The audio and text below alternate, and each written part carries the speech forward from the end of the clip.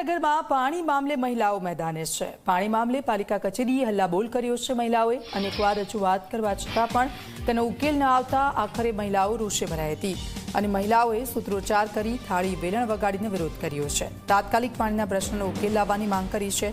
સમસ્યાનો ઉકેલ નહીં આવે તો આંદોલનની પણ ચીમકી આપી છે।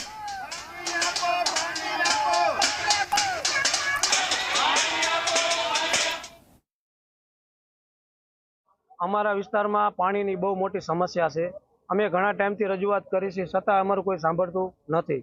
અમે સાહેબને એવી અત્યારે રજૂઆત કરી છે કે સાહેબ અમને પાણી પૂરતું આપો અને બહુ ધીમું પાણી આવે છે, જેથી કરીને પાણી વધારે આવે એવી અમે સાહેબને રજૂઆત કરી છે। બીજું કે રમજાન મહિનો આવી રહ્યો છે તો સવારમાં પાણી આપવું એવી પણ સાહેબને અમે રજૂઆત કરી છે।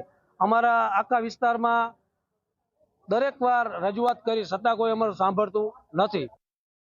અમે ભીમરાવ સોસાયટીમાં રહી છીએ ને અમારે પાણી આવતું નથી અને હવે પાસે અમારે રમજાન મહિનો કાલથી બેવે છે। પાણી હાવ આવતું નથી। કા રોજુ ખોલવાના ટાઈમે પાણી આવે અને કા રોજુ રાખવાના ટાઈમે પાણી આવે, એકેય ટાઈમ પાણી આવતું નથી।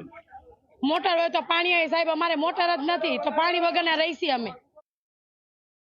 અમે રમજાન મહિનામાં આવ્યા હતા તો સાહેબે એમ કીધું કે અઠવાડિયા 15 દીમાં પાણી આવી જશે, પણ 1 વર્ષ થયું રમજાન મહિનામાં હજી પાણીનો નિકાલ થયો નથી। ને જો હવે જો આ પ્રોબ્લેમ પાણીનો નિકાલ નહીં થાય તો પછી અમે હો બાયરા લઈને ગાંધીનગર પહોંચો એ અમારી વિનંતી છે।